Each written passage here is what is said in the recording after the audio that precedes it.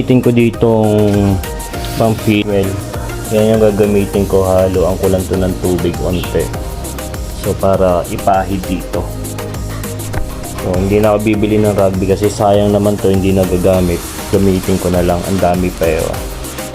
So update ko.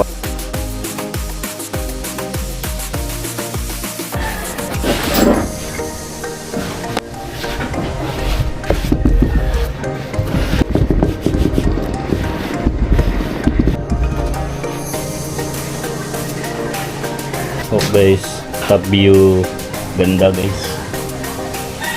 So tapos na.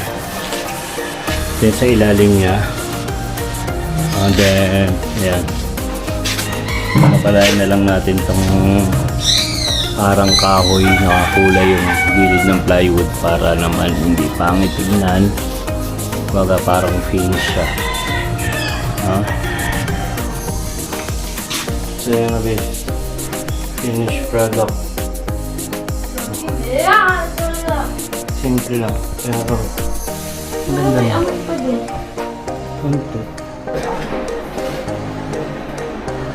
Wala nang may ilalagay na You spin me right round, call me when your love runs out, 'cause I know